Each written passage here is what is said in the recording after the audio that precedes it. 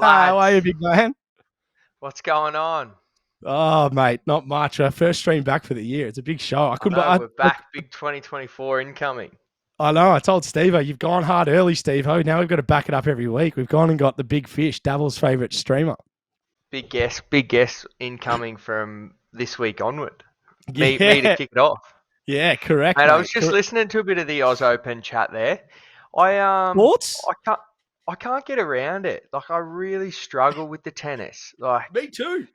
it just like it has all the boring components of golf but without the good parts of it. Like the thing I love about golf is it's like no one can fuck it for you except you, right? Yep. Like that's what I kind of like about golf. Am I like you watching guys like Tiger and that? It was like he was just so mentally tough. You just couldn't phase him. Whereas in tennis, you can kind of just come up against someone better than you and have a shit day. But I don't love it. Like honestly, if the grand final of the Oz Open, when it used to be like Federer and Nadal every year for like 6 years, I used to tune in for that one game. But that's the only time. That's the only time I really get around it. What do you think about right? You fight in a cage in front of a massive crowd. Like I'm trying to understand the perspective, and I can happily have someone come here and challenge me. But when you play high level professional sports, it is very uncommon, and I kind of get golf because golf, even though it is stroke play, you're playing against yourself. Mm, So, and also the crowd you get, it's not going to be the size of a stadium. But in yeah. tennis, the silence factor, like if anyone talks, and you've seen it a few times this Aussie Open, the players are turning around to the crowd, telling them to like shut up and like they're a disturbance to society when they're playing in front of a stadium of people. I don't get it. Yeah. It's bizarre, isn't it? Like the What the expectation fuck? of silence. It's like you pay your $160 for your ticket in and then sit down and shut up. Yeah, and take a piss when you're allowed to. Like if you, and then when you come in, spill 4 beers on the bloke next to you, and like say sorry, and it's just a catastrophe, mate. Yeah, look, I don't know. Like it's sports have their traditions and their rules, and I think they're entitled to them. You know what I Mm. mean? Like if you grew up and the crowd's supposed to be silent, and you're used to that, then go for it. But as far as like a spectator sport for me, like I can't imagine you ringing me up and going, Jack, mate, picture this Saturday night, me and you, couple beers, go watch the tennis. I'd be like, let's do that, just minus the tennis. Yeah, yeah, or go to the tennis and not actually go in the Yeah. tennis. Just stay in the outer parts where the Yeah. I also think like the tennis crowd, like the tennis fandom, I've never really forgiven them for the way they treat Nick Kyrgios. Like Yep. like I loved watching Nick Kyrgios and the way he played and and you get all these people who fucking swung a racket in under 12 round robin tournaments or whatever, all potting off at Kyrgios when he's having bad games or can't mentally get right to be his best. And he was as honest as anyone. He said, "Look, you hate your job laying bricks, you know, 60 hours a week. I hate my job doing tennis, but I'm not going to quit it. You know, I'm making millions of dollars doing it." And it's like he was a chance. If we got around him, he might have been a chance to come good. But I think those younger years when he was coming up, he was so ostracized, and the way the media and the greater tennis fandom treated him was horrific. I was a Yeah. big Kyrgios fan, and I hated what they did to him.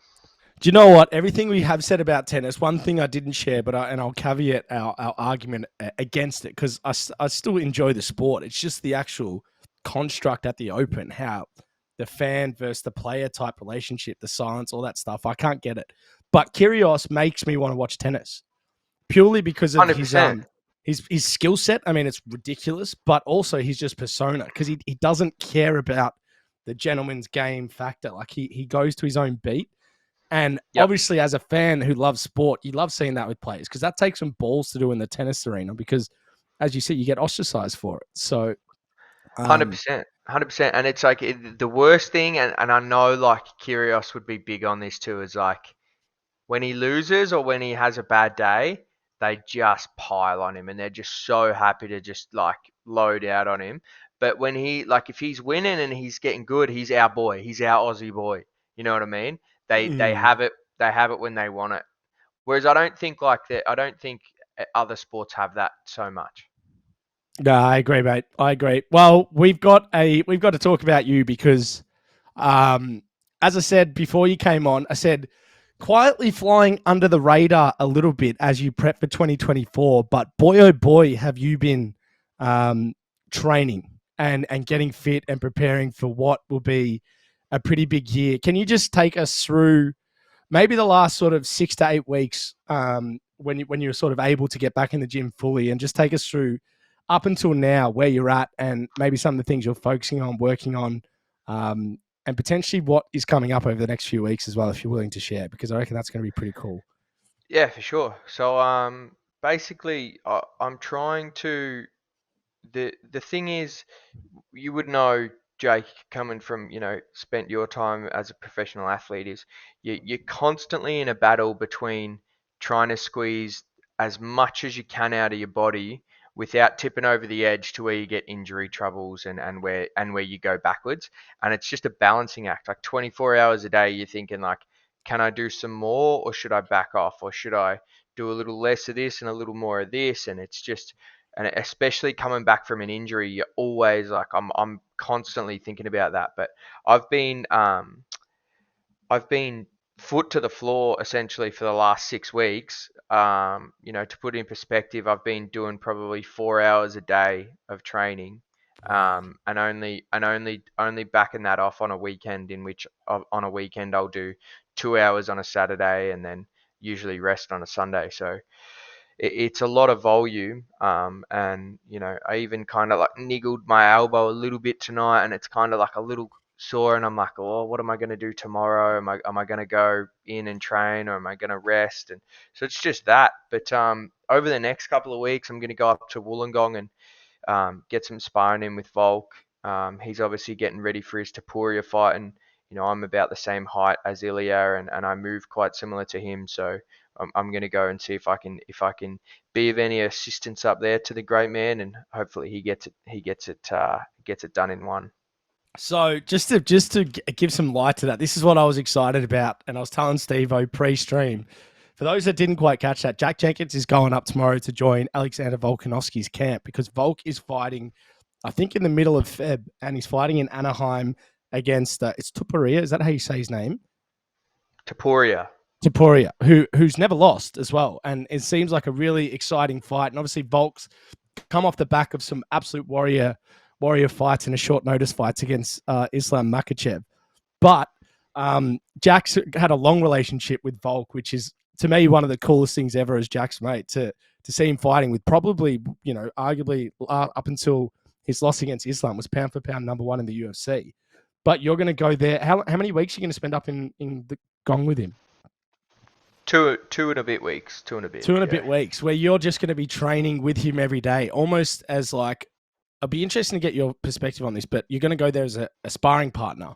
So when you go Yep. there, because you're obviously improving, picking up things from Volk, like the strategy is, can you take us through that perspective where you're trying to better yourself, but ultimately it's an unselfish move to help your mate prepare best for his fight? Yeah, it's one of the rare opportunities where it's a win-win, right? Because I get to go there and I'm going to spend so much time just soaking in what Volk does and how he goes about it. You know, like I just spoke about briefly before, how you're trying to find that balance. I want to see how Volk balances because he's always really fit, right? So, and he Mm. hasn't had many injury problems. So I want to see how Volk balances his week, and kind of be a shadow to him, and pick up what I can get out of that. And then the other end of it, yeah, is can I be of any value to him in this last bit of his camp when he's already at peak fitness and he's already got everything going? Is there something I can come in and add? Um, Mm. and I really think I can. I think I've got really good hands, and my leg kicks are obviously really good. And I think my takedown defense is strong enough that he'll have to work the stuff he's been working and work it really well, and he'll get a chance to practice it on somebody who has virtually the same dimensions as Tapuria. So yeah, it's a win-win. But it is like you not very often that someone of my standing, ranked, 30th in the world or something like that, would get to go up against get to go and spend time with the best ever, featherweight and learn off him. And on in the same breath as that, it's pretty lucky that Volk has someone who's, of a similar height to Tapuria that he can just bring in and get to use. So it's a win-win for both of us. And I'm definitely on the A side. I'm getting a bit more out of it than him, I reckon. But I'm keen to get up there.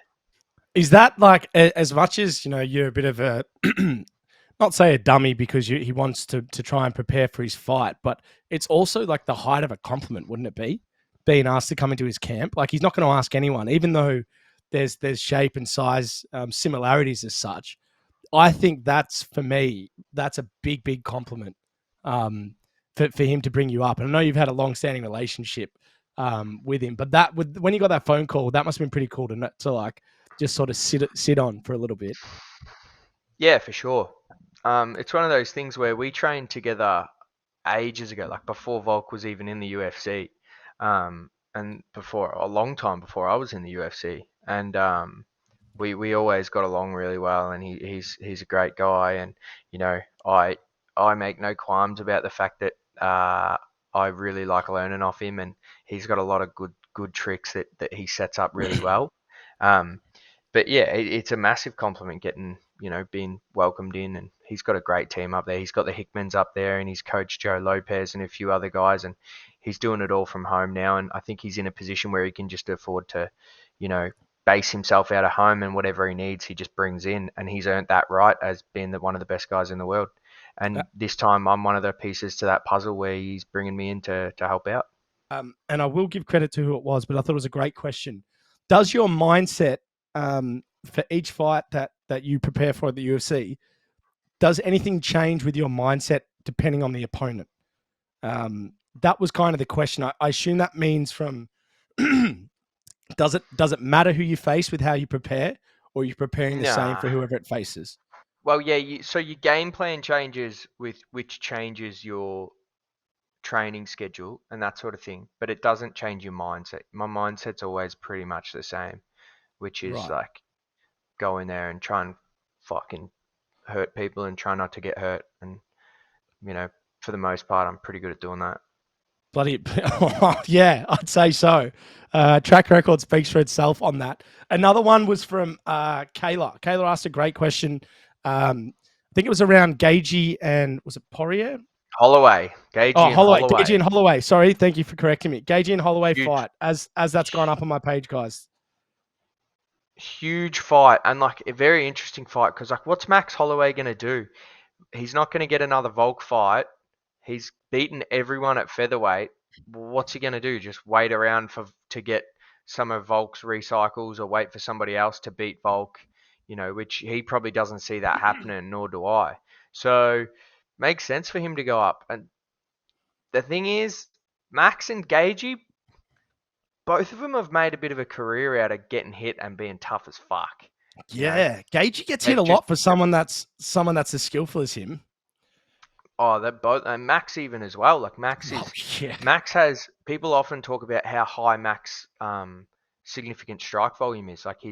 But he also eats a lot of significant strikes as well. Like that's what Volk's big thing was like. Yeah, you've got like this huge output, but you take heaps of shots as well. He's like, I've got big output as well, but I don't get hit much, which is, Ah. that's the aim of the game. Interesting. So moving up a weight, that's obviously going to be challenging. Gagey, Yeah, he's gonna are have they? to Are they? take time because he's done it.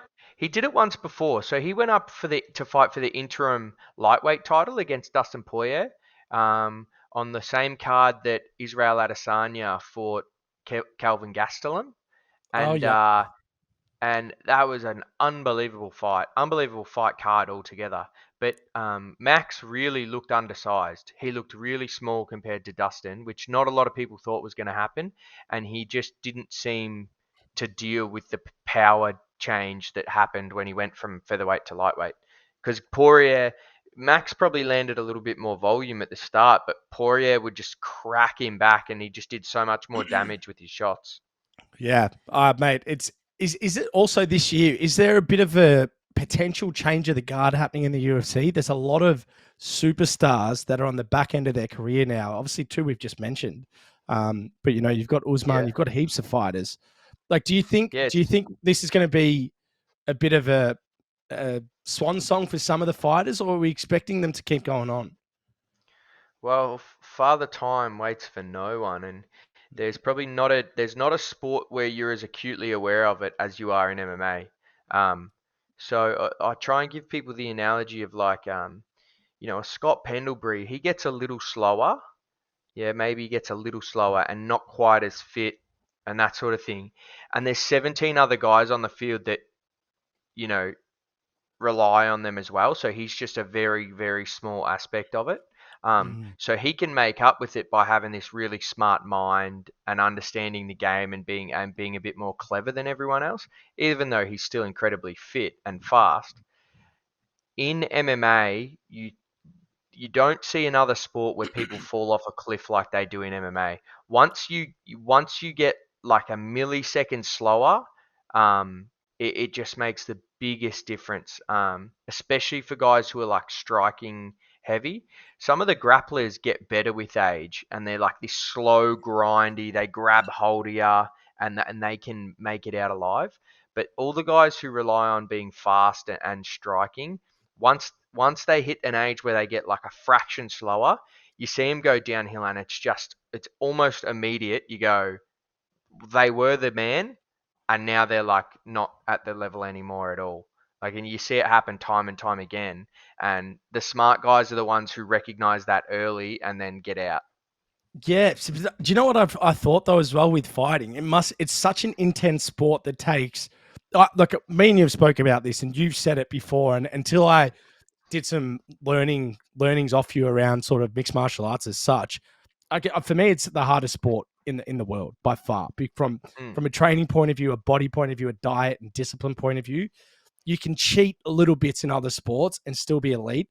You take an inch away from your, a perfect camp, it actually does get found out, and it's also Oh, so tough to do. But I also find with that extreme nature of the sport, it's very hard for people to honor that percentage or 2% drop in their game.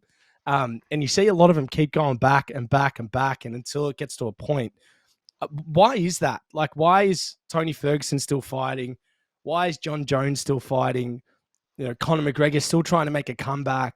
Like, what is the addiction around it for some of these fighters to not just put their hand up and say, like, I've lost my yard here? yeah, well, you get your whole identity becomes the fact that you're a fighter, right? Like people recognize you as a fighter, you identify with yourself as a fighter, and then when that gets taken away from you, it's hard to find your place. I think a lot of people struggle with that, and that's all athletes, but I think in particular the fighter, because it's so consuming, right? Like it's so like there's not much else you can do when you're fighting. Mm. So it's a problem. You would have dealt with it on the way out of your sport, and you hear about the AFL boys all the time who, when their time's up, and they just kind of look in the mirror and go, "Well, who am I if I'm not Ben, the footy player? Who am I if I'm not Jake, the soccer player?" Um, Mm. and I think with fighting, it's even harder to look at yourself and go, Yeah. who am I if I'm not Jack the fighter? Like if I don't resonate with myself in that way, then who am I? So these guys get trapped in this cycle where they go back again and again and again. And once you've been to the well too many times, you're pulling up an empty bucket, and your time's done. It's done. That's mate. You couldn't have said it any better. I've got a few dabbler questions, and then obviously our second CB3 is going to come up. This is an interesting one because this story is actually quite wholesome, and I don't exactly know how you first got started, but the initial start to your journey is. I hope someone does make a documentary on it one day. But this is from Stevo. Jack, when did you first get started in MMA? How did it all start? Pretty random space to just walk into a gym and say, I just want to start, I want to mix all the five combats together and have a crack. Yeah, so my big brother was a kickboxer, and well, I was playing rugby, and Then in the winter, one time I was just being a dickhead, like a young kid who was a bit of a dickhead, and my brother goes, "All right, that's it, time to come up to the gym." And I went up to the gym, and I remember just being like, "Whoa, like this is sick." And I had quite a like I had it was probably the first sport, like even rugby. I was pretty good at rugby, but it was only probably from natural. Like I didn't understand rugby very well. It wasn't like I was just a gifted. I knew the game. I was just like had the right body type for it. Whereas Mm. with fighting, like kickboxing, as soon as I started, like I could just there were kids who'd been doing it way longer than me, and I caught them real quick and then passed them real quick. Like I just it was the first sport I had that natural ability with, and you get that instant feedback of like, fuck, I'm good at this. I'm going to keep going. Um, and then I watched some UFC, and I was like, well, that's it. I'm not a kickboxer. I'm an MMA guy. And then eventually, I used to watch YouTube videos on how to do arm bars and triangle chokes and stuff. And then when I was about 15, a jiu-jitsu gym opened down the road, and my brother was working down there. So on school holidays, he would take me and drop me at the gym in the morning, and then work his shift. And my coach would take me back to his house after morning class, make me a sandwich, and then set me up on his Xbox. And then he'd take me back to the gym at sort of 4 o'clock in the afternoon. We'd train again, and then when my brother finished his shift, he'd pick me up. So yeah, it was a good introduction to it. And then I was just like, wow, this is what I want to do. I want to fight in the UFC. Yeah, I have to tell everyone, right? So Jack told me a story. Obviously, Jack's from Bacchus Marsh, which he holds close to his heart. But Bacchus Marsh is a little bit out of Melbourne, so it's a trek, right? If you're gonna fight at a gym in the metropolitan sort of arena, you're gonna have to travel. So Jack used to tell me that he used to train at this gym and he'd sleep at the gym. And I was like, oh yeah, like that sounds inspirational, but like bit of bullshit. And then I got to the gym and there's freaking two bunk beds there. And he comes over, he goes, yeah, I used to sleep on that one. I was thinking it had like the Harry Potter dude or some Harry shit. Potter, I was going to say, Yeah. that's how you know it's fun. It's got the See, I Harry Potter remember it. Duna cover. And I was Yeah. like, oh my God. So this guy literally, it's like a war story, like Muhammad Ali type stuff, just sleeping in the gym to avoid having to go home and come back in the morning. So the dedication from day one, and I feel like it's the only way you can make it in that sport is if your heart and soul is completely in it. From to be safe for your own well being, because if you're not fully in it and someone else is, you're going to get hurt. But then to make it to the Mm. top, I mean, what you have to go through is pretty special. We've got a couple more questions I want to throw at you. I think this next CB3 should be coming up now. Gaskin Bale. Um, we might get that up and watch that because that's going to be coming. Oh, there it is. So it'll come up shortly. Let's read this one here from who was it? Other than, I think this is from Aljano. Other than the hits being harder, how much does a fight compare to sparring in terms of thinking what you're doing, or do you just get in the mind frame where you're more in autopilot, in there trusting your instincts? Wow, what a question. Oh, that's such a good question. And it's like, it's, it's, it's completely dependent on how I'm going at the time. So if I'm sparring really well, I virtually don't have any thoughts. Like if I'm sparring really well, the only thoughts that cross my head are like, I saw this, I'll hit him with that, or I'll set him up with this and crack him with that. Whereas when you're not sparring super well, when you're struggling a little bit, that's when you're overloaded with thoughts. It's like you're Mm. thinking about like, oh, I've got to do this, I've got to do that, and you kind of crammed. The best thing you want is just like a kind of empty mind. It sounds so cliche, but you watch all the old like kung fu movies, Jackie Chan, Jet Li, um, all that stuff. You see Mr. Miyagi. They all say you empty your mind, Daniel-san. Like be still, be water. All of Yeah. that stuff, and all of it is so true. Like on Friday night, I went into sparring, and for whatever reason, everything was just forced. Like everything I did was forced. I had to force myself to step on my jab. I had to force myself to move my feet properly. Like everything was forced. I wasn't water. I wasn't empty. I was just like I was trying to cram everything. And in my when I spar really well, it's just like effortless. There's no thought outside of like this is really fun. So Wow. that's a great question. That's a Do great you have to question, do you but have to work though? Do you have to work to get to that point? Because in my mind, right, naturally, even if you're fearless, Now, getting hit in the face is not fun. And then when you got a guy that can, Oh, don't get climb me wrong. around you.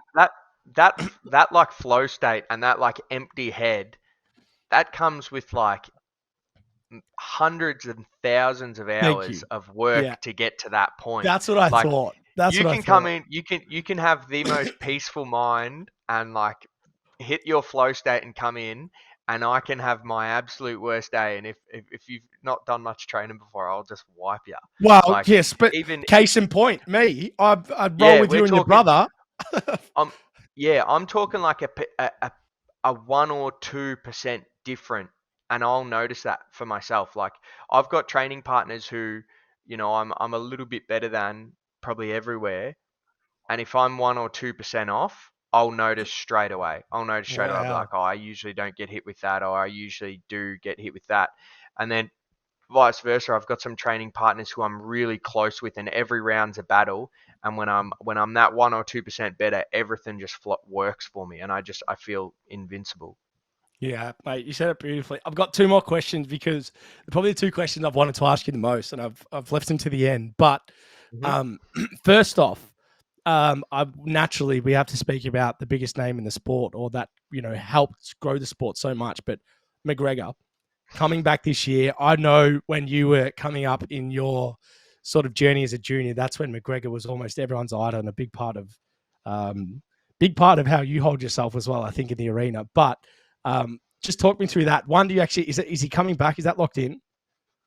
Yeah, locked in. Like he said, I believe Yeah. him, but Ha people ha don't. ha Like, ha ha. and Mr. Chandler, the weight 185 pounds. You do his accent so well. Well, in that fight, let's just as the hypothetical, let's say he gets the power choice of the weight, which he probably will.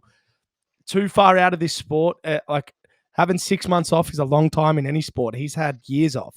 So, like, do you, Oh, it do just am passes I it. writing him off? Nah, like I don't know. There's certain people who you would like. I tell you, with me, right? Like if I had that long off, you would write me off. Apart from the fact that maybe I could break someone's leg if they weren't careful, right? Mm, Which is hard to do because it relies on like 5 or 6 things going well. So if yeah, I'm off, like if I have that long off, you'd be and I'm coming back, you wouldn't be betting on me, right? Like if I was right. having years off. But there's certain people who have certain X factors that are different. If your X factor is a big bomb left hand that turns people's lights off, you never lose that, right? So Mm, your chance of hitting it goes down and down and down, no doubt. But you don't lose that ability to turn people's lights off. And McGregor, he turns people's lights off. But the thing is, he's shown that as the weight goes up, at 45 he used to ice people. mm, 55 he hasn't iced anyone, like apart from Eddie Alvarez, who that was maybe the best performance in the history of the UFC, that title fight. yeah. But it'll be interesting to see whether he still carries that power if he's trying to fight at 185 against Chandler. Yeah, like I surely he's so smart that I can't think he's coming back for a payday. Can't think he's coming back for legacy. I think he's coming back because he No, no. generally thinks he can win.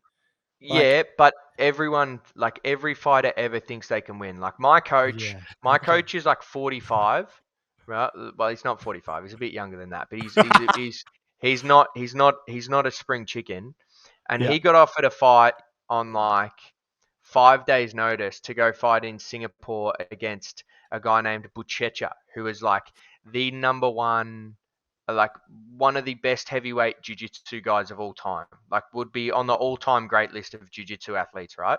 And he's a big steroid head who weighs 115 kilos. And my coach walks around at like 95 soaking wet, and he had to water load and eat a heap of food to get up to the 100 kilo minimum, right? And he oh takes this god, fight on 5 days' notice, and he will sit there and tell you like how he can win this fight, right? And it's like he's one of the most rational, logical guys you would meet. He runs successful businesses and everything, and he'll sit there and tell you how he can get it done. And then afterwards, he'll sit there and go, "Yeah, like well, that was a pretty tough fight. Like I don't know how that was going to play out." And he got smoked. Like the guy took him down and took mount and just beat him up, right? And Oh that my doesn't god. lessen like my coach just that just gives you the idea of like that fighter's mindset. And like But that's you ask me now, you're like, Jack, you've got 2 weeks to get ready. You're in against Tapuria. Volk's out. I could 100% sit here and convince you that I'll win that fight. Like I know I'll convince myself, but I can look at it rationally and logically and go, I'm not fucking beating Tapuria in 2 weeks. Like I'm coming off 8 weeks off. I've only been back in the gym for 5 or 6 weeks. But yeah. That's why I think fighters McGregor's are so McGregor's convincing himself that he's still right. the man. In McGregor's head, he's still the man because in his head, he's always been the man. And whether Yeah. that's reality or not remains to be seen. But in his head, he's still the man. Very, very interesting. I think that's why fighters are so successful in life because they just back themselves in, but maybe stupidly at times. And your coach is one of the great coaches of all time. The gym he's building in absolute Collingwood is going to be special. But final question is just you this year. um, we spoke about it like last year. Well, pretty much 12 months from your last fight in Sydney. You had 4 or 5 fights. You achieved everything you did. You'd come into the UFC. You fought on the biggest stage. Had some really tough fights, which um, probably the UFC put you in such high regard that they put you against the Jamal Emmers straight away. You know, they really respected your skill set. Year two now of your UFC career, you've experienced the highs, you've experienced the lows. What's sort Yeah. of your perspective, and when can we hope that you're fighting as well? Because I know everyone in the chat's going to want to hear that. Yeah, so look, sophomore year now. This is like now you're not the new kid on the block anymore. People know who you are. People, recognize the threat you represent. So people can take that for what it will be. But I'm coming back. I want to fight in April. I want to come back and fight. There's rumors that we're doing Perth again in July. I want to be on that. Perth.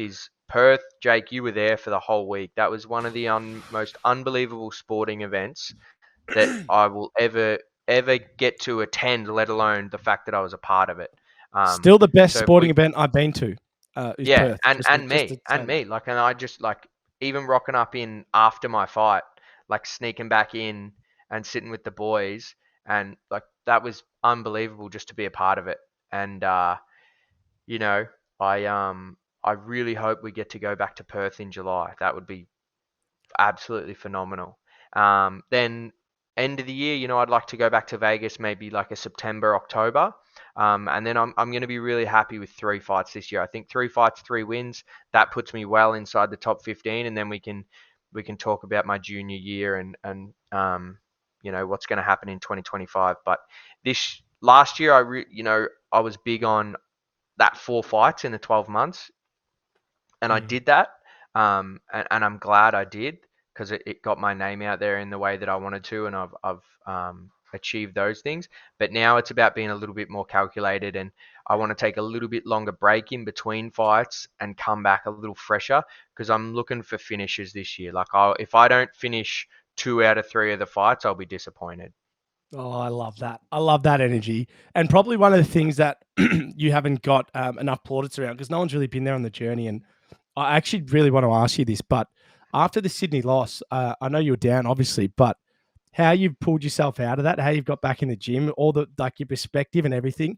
Can you just give us a bit of insight into how you've been able to do that? Because um, fighters can be made or broken in some situations, and that moment I feel is going to make you. Yeah, for sure. I think nearly every day removed from the injury, I've become more and more certain that it was a good thing. It was a good thing to happen to me. Like even just this morning, like I woke up this morning and I looked at my partner and I just sort of said, like, I'm just locked in at the moment. Like I was training so hard every day, my diet's on point, everything's just clicking, and I'm just like, well, you put that down to the fact that you took a loss and it just you recalibrated you, and at the end of the day, I got a lot of good people around me. And even the break, Jake, like you would have seen, like I got to really enjoy that break, and it was the first time I've ever enjoyed anything without like this pang of guilt in the back of my head. Like I haven't since I was 21, I haven't had more than a week away from the gym. I have never, I've never sat down and had a burger without thinking about how it's going to affect my training the next day. I've never gone out with my mates without thinking about how training's going to be on the Monday come there and that sort of thing. And this was just an opportunity for me to do those things and know that there's nothing I could be doing differently. You know what I Yeah, mean? be Like a it normal doesn't matter if human. it doesn't matter if I sat at home. It wouldn't help me heal better. I might as well go out and actually it will be positive for me to mentally refresh. And don't Hmm. worry, I absolutely took those reins and ran with it, Yeah, as you are aware. spring As you carnival are into aware, Jake. Christmas. I gave it a really good nudge over the break. But now it's like it was great. Like I remember I sat down with you a couple of times and just said, look, I'm really enjoying being out and having fun, and but when it comes back time to lock in, this is all going to be out of my system, and it well and truly is. I've got no urge to really be out in the public or do anything but just be locked in at the gym. That's what I love It's to funny hear, mate. actually. We're online. That the great man Volko just texted me. Then he's just saying, Ah, "Going there we on." go. There we Yeah. go. That's it. That's a flex. There we go. See, we got world champions. We've got superstars coming in on Jake's take. Look at Jack. He brings absolute upper echelon people around him all the time. Mate, I've got to thank you for coming on the stream. You honestly, I kept you on for a bit longer because you are Dabble's favorite streamer. You're probably one of the best guys we have when it comes onto the show. That always brings a big delight to everyone. So we might have to do some sort of 5 minute dial in or whatever when you're in Wollongong just to get an update on the camp. But nonetheless, Yeah, mate, 100%. going to If you be want awesome. on Jake's, I'm always happy to be a guest on Jake's take. We love that, mate. Well, thank you very much for coming on, Jackie boy. I'll let you go, mate, and good luck with the travel tomorrow and the rest of the few weeks. Thanks, everybody. I'll talk to you See later you. on. You win some, you lose more. For free and confidential support, call the number on the screen or visit the website.